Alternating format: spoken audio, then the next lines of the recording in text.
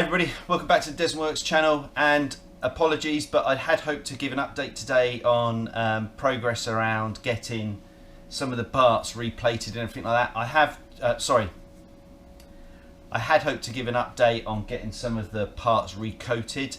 So I've been talking to a vapor plastering company. I'm just waiting for the price to come through and what the lead time is to get the parts in and everything. So he can do the frame, the engine cases, side cases and everything like that. We just haven't got to that.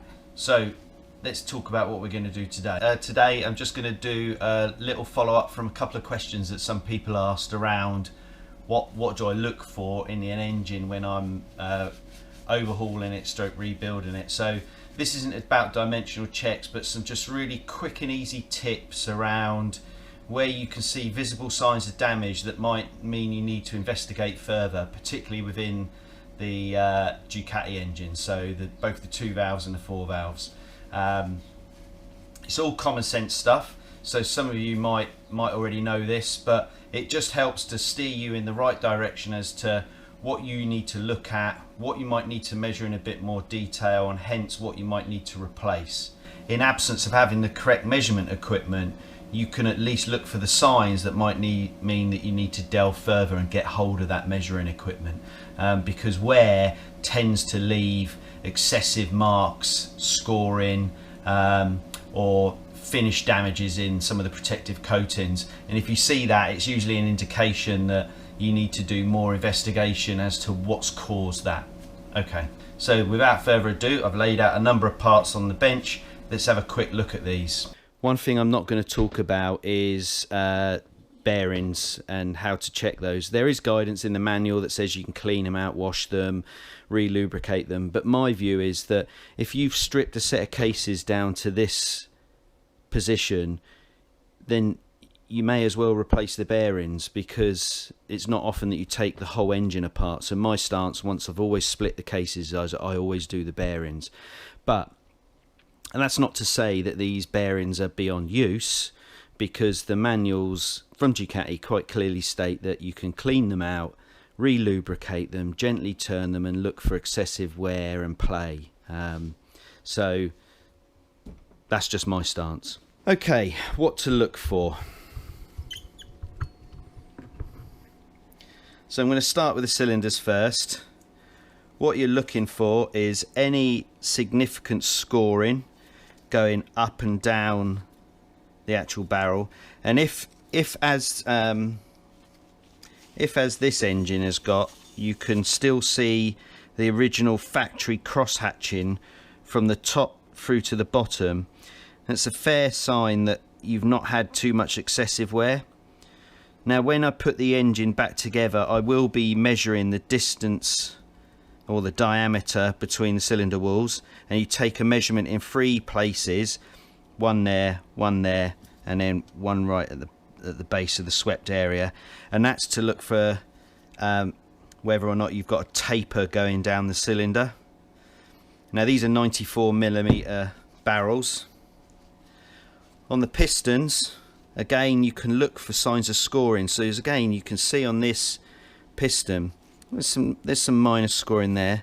Looks like it might just had a bit of pickup, but we can just clean that edge off before we put it back in. And as I've got this apart, I will probably replace, or I might not, because and what you're looking for on the piston rings is just any signs of scoring or bluing that show that you're getting excessive wear. And we will do the gap clearances when we go to rebuild the engine. If they're excessive, then I'll replace them. The other piece that the manual advises is that your gudgeon pin should be able to be pushed out by finger pressure, which that one clearly has. You're looking for any signs of bluing, which is a sign of overheating. There's a slight bit there. No, that wasn't. That was camera angle. Apologies. That was the light. Sorry. Even the best of us can make mistakes. So you're looking for signs of bluing, which this doesn't have. Has some wear marks, which probably corresponds to where it sits on the very edge of the piston. But again, when it goes back in, shouldn't drop in. If it drops in, there's an issue, and should go back in with finger pressure. So that's positive. Again, no signs of vertical scoring. There's a little mark there and there, but nothing excessive. And in fact, it's still got a lot of its protective coating there, so there's a fair sign that that is in really good nick. And we didn't have a smoking engine before we took it apart, so there's no real concern there. I haven't cleaned the top of the piston crowns yet either, but what you're looking for once you get rid of the carbon build-up is any signs of detonation. And that is like little pit holes. It's really prevalent in 2-stroke engines, but not in 4-stroke engines. But signs of detonation is a sign of incorrect combustion. So if you have any pitting, particularly around the squish area of the piston, then there's a problem either with your combustion or the squish clearance is wrong. And then you'd also be looking for any signs of damage, and you know, albeit that we've got carbon on top of there's no signs of damage on the top of that piston. So that's some basic checks on your cylinders. On the heads, always check the valve seats. So we're looking for any signs of significant pitting in the sort of polished face where the valve slams against the seat, and that appears good. Look at the valve guides for any signs of contact damage for any foreign object matter, again, which is quite good. Then on every valve, obviously we'll lap this in when we put it in, but before you do that, just check for any signs of pitting in the valve face, or the valve seat face I should say. And then on the shaft, any signs of bluing and scoring again, and again this is relatively good. There's a lot of conjecture around this, but for your valve seal, for your valve guide clearances, you can measure that. Measure the internal diameter of your valve guide, and the difference will give you the clearance.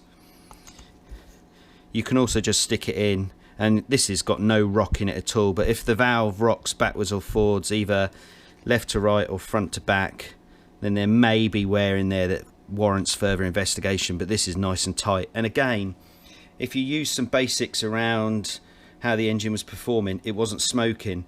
So there's two ways you get smoke within an engine. Either your valve guides are excessively worn on the exhaust or the intake side, usually more often than not on the exhaust side, or your piston to cylinder clearance is wrong, so thereby oil gets blow by. Alright. Other piece to look for, we've got an oil gallery that sits in there, just make sure that that's clear, and then just look for any signs of damage inside the head. And same thing again, once we get this cleaned up, which is not at the moment, you would look for any signs of detonation in the squish area, and then for any signs of impact damage, has anything come into the engine that shouldn't have got in there. But it's again, it looks in relatively good condition and nothing particularly to worry about there. And just to make sure that you get a good exhaust seal, just make sure that the seating is in good condition and not got any excessive carbon build up. Okay. And then you've got some blanking plugs here. Just make sure that there's no signs of weeping or seepage past them that might mean they need replacing, but again, they look all good. That's some basic checks on the head. On the rockers themselves, you're looking for any excessive bluing or wear marks on the rocker pins, and again, this one looks okay. And then again, just put it in and feel and look to see if you can feel any sort of excessive play, which this one feels nice and tight again. And then there is some measurements, so you can measure across the pin, and you can also measure the diameter of the hole there as well, just to check that out. On the camshafts, what you're looking for is on the lobes. and in particular on the high points you're looking for a good clean surface with no scoring going all the way around. Likewise on the closers.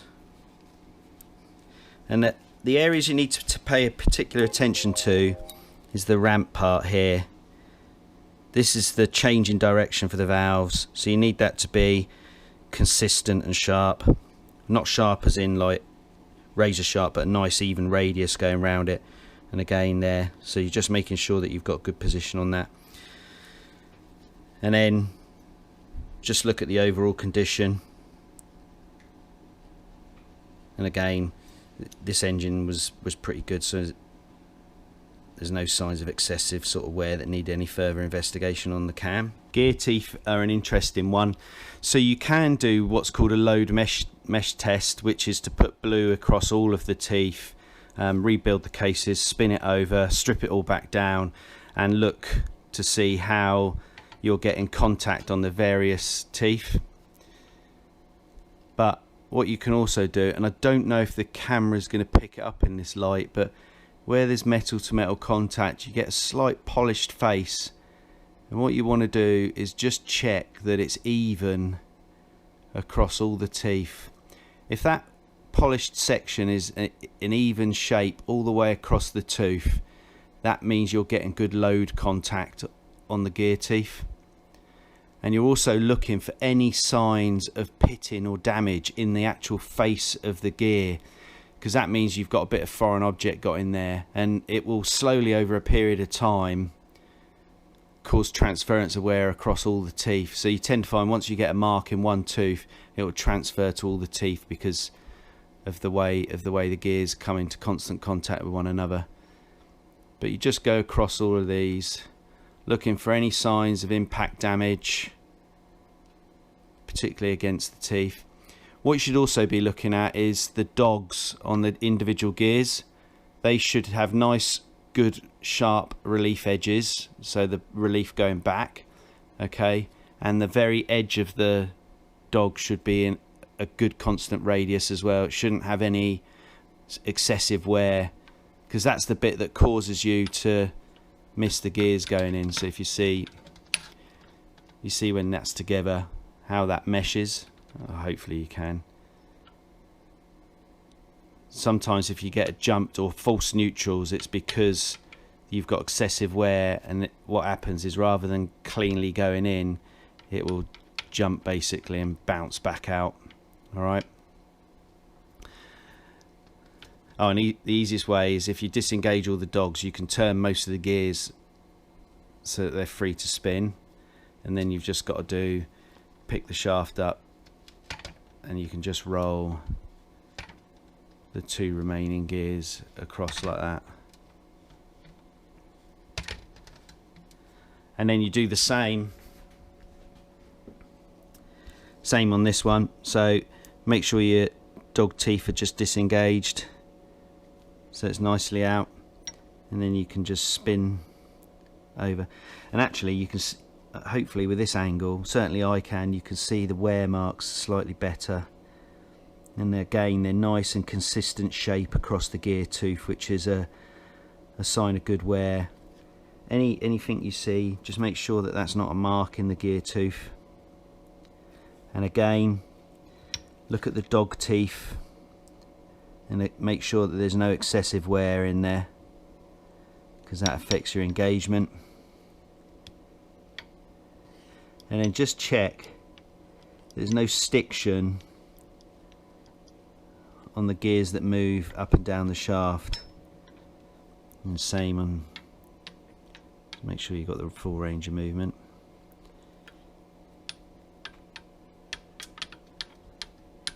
Okay. Look for any signs of excessive corrosion on the output shaft, which we've got a little bit of it that just needs to be emery clothed back, but we'll get that done. The other part of your gearbox is important. Make sure that your selector forks are straight. If they look bent to one way or the other, just replace them. And you should also be looking for any signs of wear on the selector forks. So you just want to make sure, in terms of, is it a parallel still, and there's no over excessive wear on any of the leading edges, you know, either that edge, that edge. You can just see it's got a little bit of a rub mark on the back there, but it's on the other side as well, but not excessive. Same with the others. Again, just check the leading edges, check for any excessive wear. They do have a clearance measurement, and I can show you that when I put the cases back together. There's a slight mark in there. So what we'll do is we'll just stone that down before we put that back in, just to make sure that burr, it's not burr or anything. I can't feel it with my fingernail, so it shouldn't be too bad. But there is a clearance measurement for when that selector fork sits in the gear, so I'll show you that measurement when we're putting the engine back together.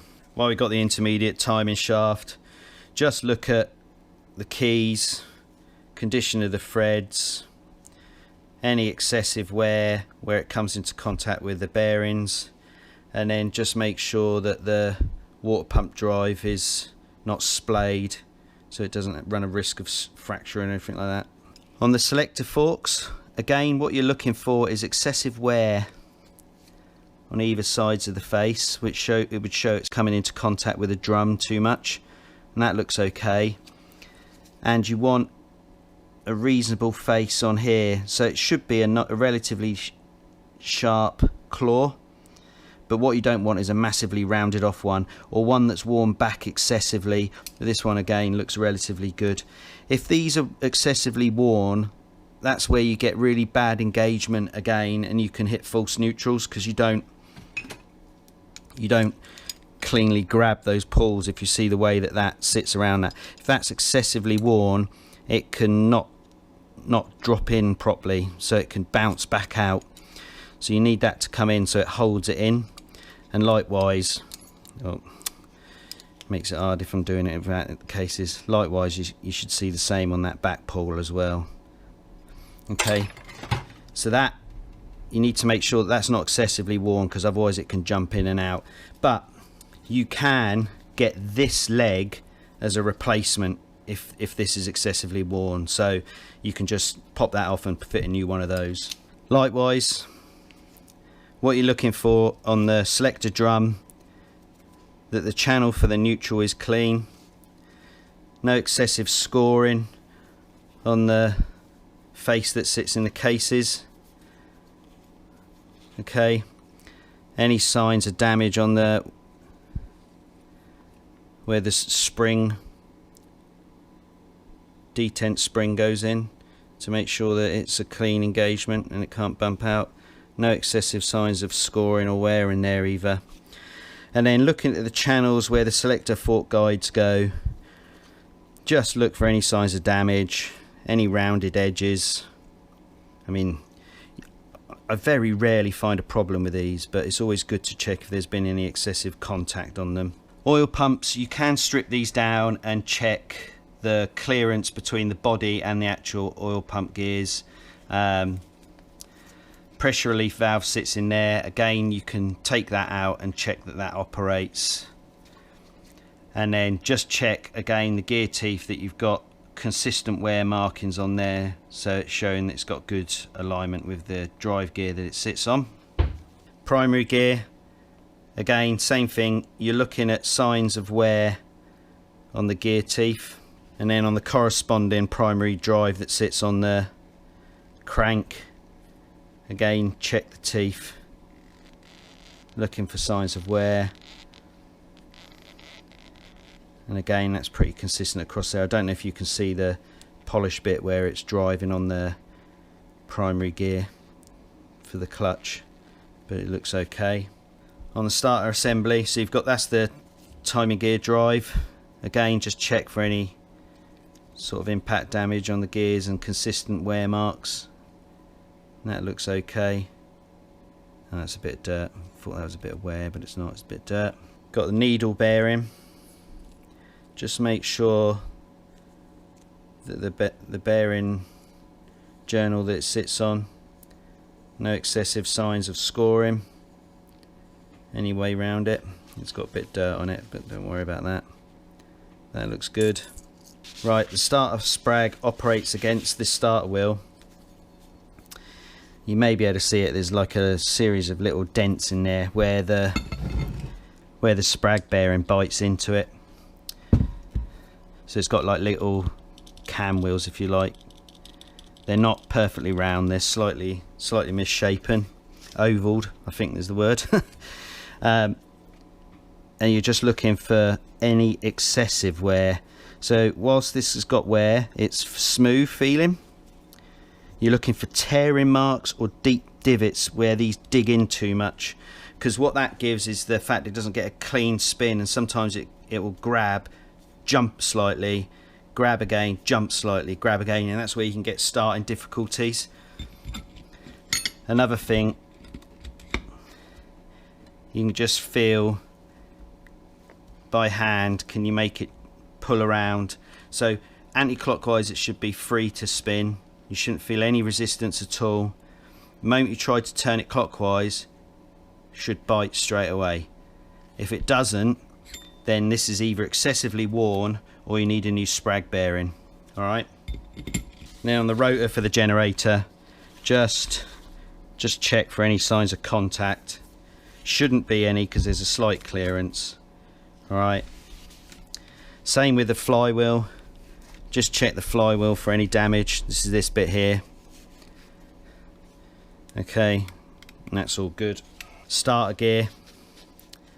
So again, just looking for any signs of wear on the gear teeth. And it gives itself away as a nicely polished face. Then whilst we've got the crank, there's a little sort of bolt that's, you may or may not be able to make it out. You need to make sure that that's in there because that retains the oil feed that goes into the crank, so that needs to be in there. Check that these places where the turning tool goes into, the little pulls, are good, so there's no damage there. Check the thread for where the alternator nut goes in is good and clean. Splines for where the generator rotor goes.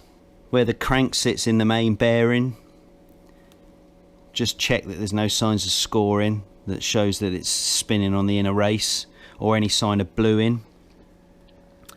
Same on the top of the com rods, any sign of bluing is a sign of overheating. And the bushes internally, just check that there's no signs of scoring and loss of the bronze face. Big ends, again, make sure that there's no signs of bluing because that's a sign of imminent failure or failure.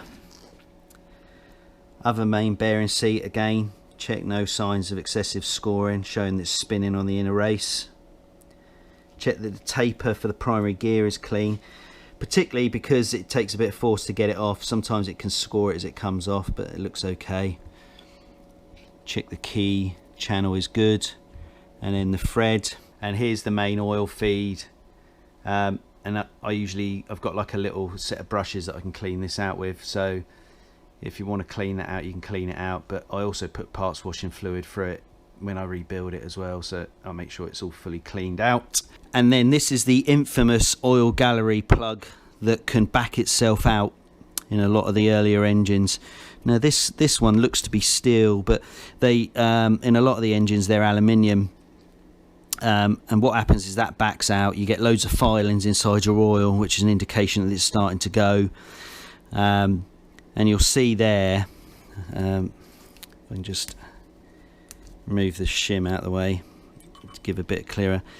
It should be peened into the thread, so when it's backed out to clean out the oil gallery, when you put a new one in, they're supposed to peen the edge of the plug into the threads. As you can see, that peen hasn't worked very well at all. That one's slightly closer to the edge, is probably working, and that one's probably what you're really looking for. You want to make sure that it's peening into the thread to lock the thread against the actual thread of the crank. So I mean, this one hasn't backed out, so it should be okay. The force of the punch mark should compress the actual threads on the plug and lock it in place. You've also then got 2 plugs on the top of the actual crankshaft, and again, make sure that they are locked in with lock thread, so they shouldn't back out, but just check that they're in good case. And then just look at the crank webs, and again, for any signs of bluing, which this doesn't have, main area where you'd see the bluing would be at the top where the big end pin is, you know, so where the crank pin is, because that's where the heat will generate. So you'd either see it on the con rods or on the crank body itself, you know, at the top of the web. And that's a basic check on the crank. Belt rollers, these are 2 bearings. Yeah, you can see that they turn separately. Because the engine's being rebuilt, they'll be replaced, but you should check that they're free to turn if you take that off and there's no resistance. And then you shouldn't have really corrosion in these faces, because that's where the belt sits on, so these would absolutely need to be replaced. Same with the steady or the fixed rotor. You're looking for signs of corrosion, which it has got. So again, this needs replacing. In fact, the chrome's come off on that side there. That's a new bearing. So now these get sold with a lot of belt kits for the 2 valves, so you're just as well finding a belt kit that has new steady bearings. Okay, then lastly, water pump. So we're looking at the impeller. Check the impeller blades, there's no damage, no signs of contact on the back face, no signs of contact on the front of the impeller legs. Mechanical seal is free to move. Check down the shaft, ensure there's no signs of scoring or damage. And that looks okay. I'll say it again then, I think this is the last thing that I want to check. So this is the clutch push rod. So you want to check that the seals are intact. So this is the actuator end. So so if you imagine that this is sat on the bike, this is your left foot side as you're heading forwards, and this is the clutch side. Now you'll see here, see that heat damage at the end? That's because it got stuck in the top hat, so it's overheat slightly, so that needs to be cleaned back. And then the seal in the end of the top hat. So there's a seal in there that I've pulled out. So this is the top hat, and that sits in there. And there's quite a bit of resistance to this because it's overheated at some point and got stuck in there. So there's a seal that I've taken out of there. I need to put that back in. If you don't grease that seal regularly, when that's turning and generating heat, that should be free to turn, and it's not. So it's getting stuck on there. So I need to give the end of this a bit of a clean down so that it's free to spin in that top hat and doesn't generate heat. So that's one check there. You might find when you take yours off, it's stuck like that. It's always good to get that off, get that seal replaced, and you can feel a little step in that. And all that is where clutch debris has got in and built up. It's like a carbon lip. So once I clean that off, that should be nice and free to turn in there. And that's it for me. That was just a quick overview on the sort of things that mentally I'm thinking about as I take an engine apart and look at the components that sit within inside the engine. That's how I do it. Okay. What I also do is I use the manual and I'll do a whole load of measurements to make sure that everything's within specification. But as I said at the start of the video, through wear and tear you can usually see what you need to focus your efforts on, particularly if the engine's failed. So if the engine's failed, you'll very quickly be able to find out what you think might have been the cause of the failure. It always becomes a little bit hard when you dive into an engine, there's just bits of gears and bits of piston or a snapped conrod or something like that in there, because you're straight away thinking that that's the cause. But you also then need to look at all the other factors within the engine, because if you're going to rebuild it, you don't want to rebuild the engine with the same inherent problem in there. If the engine's failed, I do a much more thorough check of everything, all of the measurements, clearances, sizes, are they within specification, end floats on all the shafts, making sure the preload's correct on the crank, making sure the oil clearances are correct, strip the oil pump down to make sure that there's no debris or anything like that inside that, so that when you built your lovely rebuilt engine, you don't splurge it full of more crap as you turn it over for the first time.